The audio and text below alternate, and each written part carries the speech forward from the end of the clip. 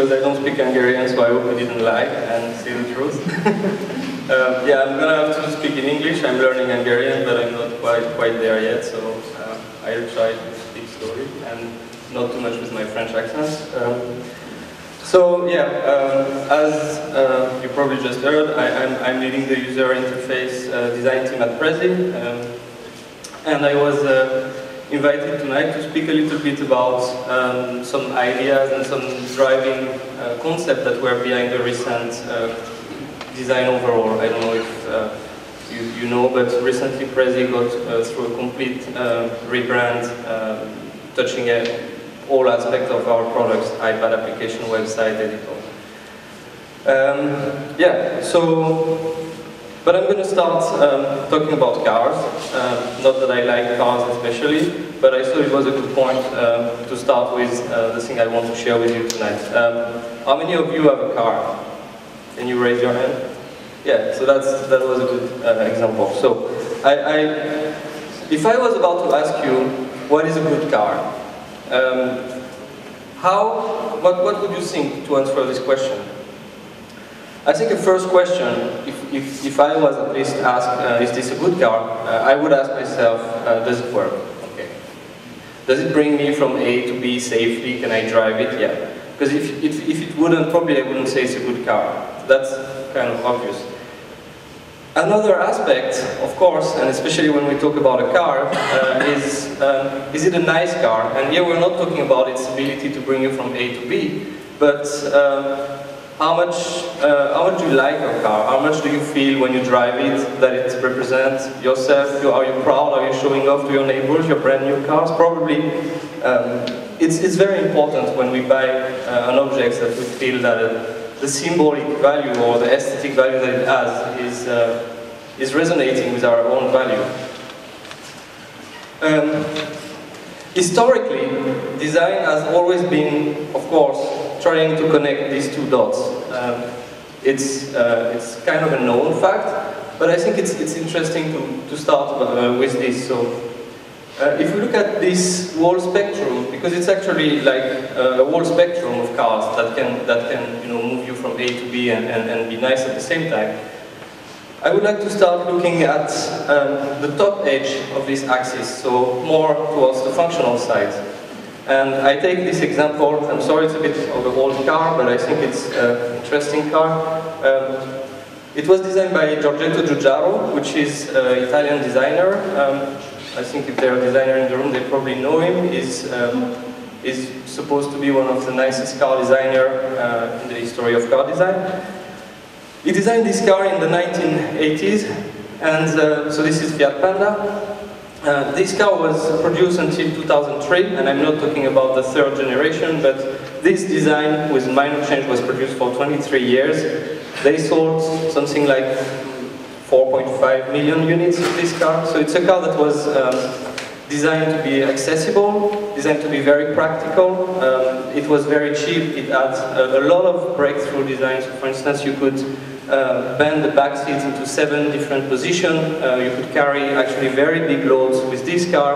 The aesthetic even of the car was made like this, because if you notice, it has like flat glass on the front, which is like a new thing that was made to reduce the cost, because then they didn't have to bend the glass. And also the whole shape of the car is very flat, because then there was less bending to produce the car.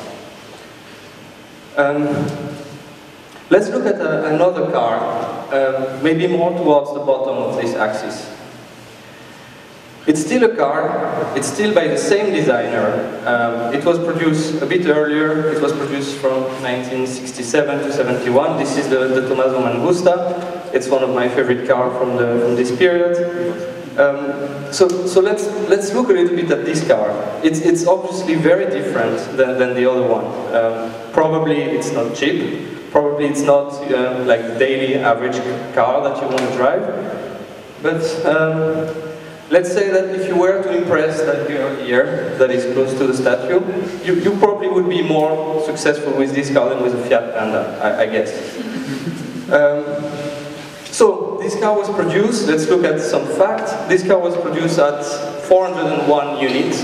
Today there are estimately about 200 still running, so there's a few lucky people that still drive this car. So it's a completely different context, and I guess this is what I'm trying to say. I don't think that the first car is a bad design, and I don't think that the second car is a good design. I think both of these cars are good design, in a sense that they were both designed in a specific context and as the best and the great answers according to the need and the context they were designed for. The Fiat Panda was designed into a context where the functional value was more important. So what did Giugiaro think when he designed that car? He thought, I need to optimize the use because it's a car that needs to be sold kind of cheap, so we don't need to have 500 horsepower.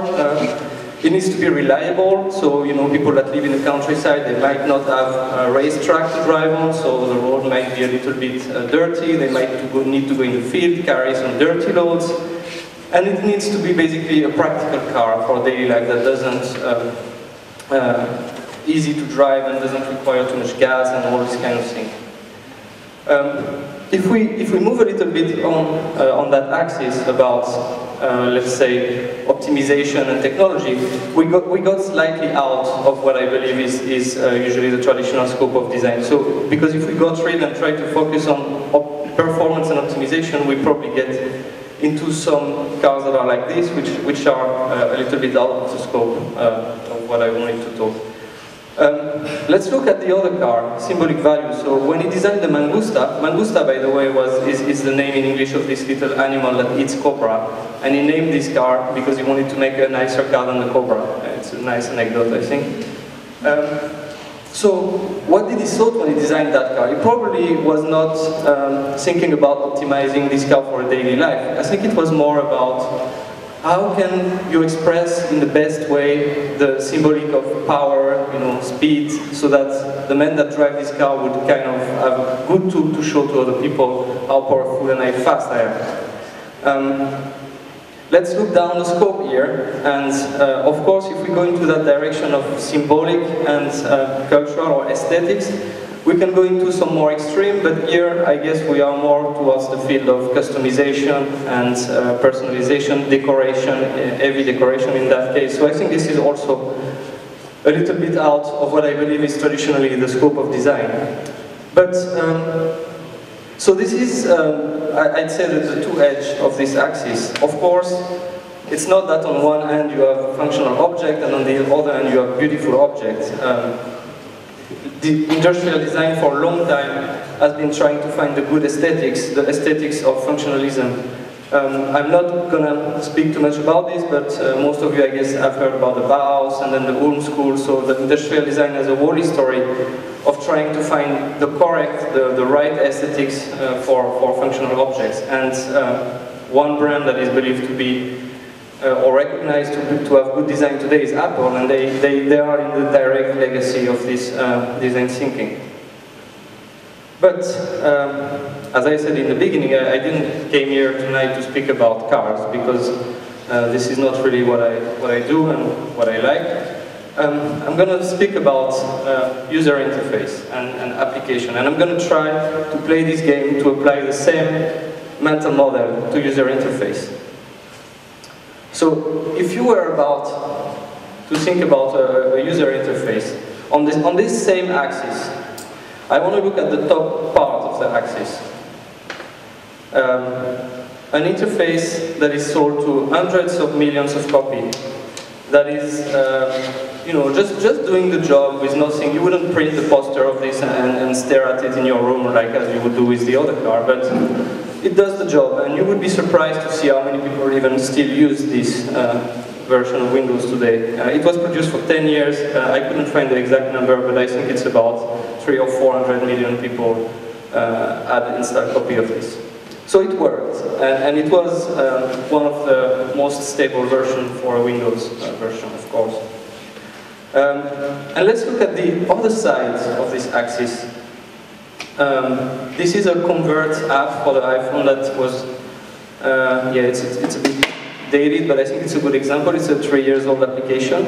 This is a converter, so this is just an application that does one simple thing. It converts units into other units. And look at the gorgeous design. This thing is like, probably, you know, it's not just about converting centimeters in inch. There is something, if I take the example of the Manguza, there is something here which is more about, you know, the pleasure of driving, the pleasure of using this user interface. It's not optimized at all for converting. And you could probably get a free converter that would be faster, but it wouldn't be half as cool as this. You couldn't impress your friend with this app.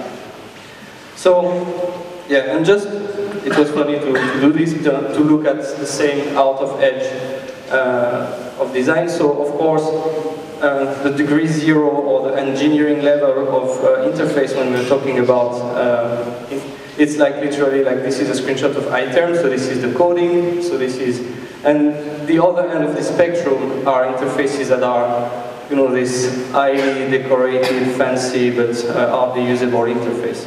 And of course, here too, and I'm going to speak a little bit more in detail, in the middle of this axis, we have interfaces that are easily usable, I would say, fairly standard, that we all use every day, that are not as dry as Microsoft Windows 2000, but that are trying to have an aesthetics that is appealing, at least, to most of the users. And in this middle of the axis, there is currently three big tendencies. I will just go quickly through these. The first tendency, how many of you have heard about the word skeuomorphism? Good, there are UI designers here. It has been all over the internet in the last months. Basically, skeuomorphism means the tendency to imitate and copy real material, you know, like shiny, glossy glass bubbles, brush metals, or one strong symbol of it is like this fake laser application to, you know, imitate like a pocket thing. And for the anecdote, in reaction to that, there is another tendency, and it was launched by Microsoft when they, or relaunched recently by Microsoft, because it's actually inspired by much older 1960s design, Swiss design in particular. But they came up with this very flat and very minimal, so you see no shadows. We are not trying to imitate any of the real world textures and stuff. It's like purely flat colors. And this is letterpress. This is a quite nice game for the iPhone. And you see, like, design is completely flat. There is no shadow, no effects of nothing. It's like purely minimal. So this is more the Microsoft way, and Apple, Microsoft, we are just missing someone here, and Google recently, and surprisingly I would say, came up with an alternative to these two designs, which is, I think, right in the middle of these two. So you can see it's relatively minimal, relatively flat. It's not trying to imitate texture, but you still have some shadow, some depth, sometimes that kind of help you to understand, for instance, that this is sitting on top of the map. So this is a trend, and there was a new word, as if skeuomorphism was not enough complex, they formed this new word called skeuominimalism. So it's basically what I was saying. So try to make it minimal, but don't get rid of the stuff that are actually helping the user to understand how the things work, where you should click, where are things. I believe this is probably the most interesting direction. Both of the other are more becoming a style or trendy, and this one is probably the one, at least where I see the most potential for designing good interfaces today. I will share the Prezi, or you can find it on the Prezi blog. There is, if you didn't read it, I selected a couple of articles that are very interested about this topic. Alright, so let me talk about Prezi, and I come to the topic I wanted to talk about today. Prezi, if some of you knew it, was, before its big redesign, was having an interface that was looking more or less like this. So this is what we called the bubble menu. This is what we call the zebra tool, because it used to have some stripes. It still had here. So we were into this sign of a very iconic, very symbolic design. If you were to ask a Prezi user 2 years ago, what is Prezi? Usually the first thing this person would say, yeah, I love your bubble menu, I love the zebra, this is the coolest interface. So they were really liking the interface. With the recent redesign, I don't know if you have seen that recently, but we are moving towards a more standard, and I would say a more discrete interface. And when we presented this direction, we had a lot of people thinking, no, you cannot kill the zebra, the bubble menu, we love it too much, why are you doing this? You're crazy, you're going to a bad design. And we were, no, actually, we're not trying to go towards a bad design. And actually, this is what I want to explain tonight, is by moving into this direction, what we are trying to do is to move from a design that was focused more on the product itself towards a design that is more focused on the result. I strongly believe that a good design is a design that people do not notice. If people notice the design, then something is wrong, or they like to play with the design, but it's a different thing, because we're not developing Prezi to let people play with a bubble menu. We are developing Prezi to let people develop their idea. So this is why, yes, the interface maybe is a little bit less unique, and we are going to a more standard thing, but that's a choice, that's a conscious choice, because we don't want people to remember Prezi for the bubble menu. We want people to forget about the UI and start to think about making their presentation easier. They don't want to, spend time. If you're a new user and you've never seen something like this, and we did a lot of user tests, I can tell you that there were some funny user tests or painful user tests to watch people trying to use this. So I'm coming back to this quote that I really loved, and actually by that time I was still studying in France. I did not know anything about Hungary. I didn't even know that he was Hungarian. So László Molinách, am I correct? Was a teacher at the Bauhaus, and I always loved this quote. This is not about product, but people. Yeah, it sounds really good, but what's interesting in this? People. People. What is people? People is like you and me. This is my own definition of people. I hope you will kind of agree with me. I mean real people. I don't mean the people in the Apple advertising that have like fingers that do not leave any trace on their iPhone, that don't break anything, that are just always perfect. Real people are usually creatures that prefers to interact with other creatures of the same type rather than their phone. I don't know, I have much more fun speaking to other people than to my phone, for instance. I think this is interesting, and I said normally because, of course, also here I made a little graph for you. There is different degree on how we relate with products. I would say, so from the left-hand side, let's say it's a low affection, and towards the right-hand side, it's people that tend to have a higher affection relation with the product. I think it's, an average people would probably give that much of care about a phone. Forget about it. In this case, I think it was even used as an ashtray, we can see it on the picture. And the guy is just forgetting about his phone, talking about his friend, and enjoying his good time out. That's what usually people, they care that much about objects.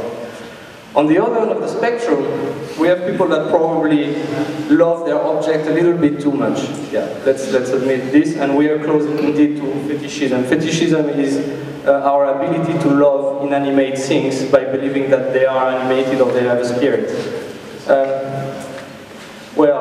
So let me get back to the quote by László Molinách. So this is not about product, yes. But we are designers, or at least I am, and I know there are some in the room. We like products, so it's also a little bit about products, and we like beautiful products. So on that matrix, I think a designer on average can be placed, let's say, from the middle towards here. Which is the way I understand this sentence, in other words, and this is, I think, quite a good definition of how I see design, is like trying to design a good product, because if we don't care about product, then we are hardly designers. But let's just try not to fall in love with it and just forget that it's not the most important, actually. That's it. If you have any question or anything, I'm happy to answer. Yes? How do you like the fashion? Thanks for the question. I love Budapest. I've been living here for 2 years, and I really love it. I think it's a great city, and seeing so many people tonight, and 9:30. I think it's really cool. Oh, and I want to tell you a little secret.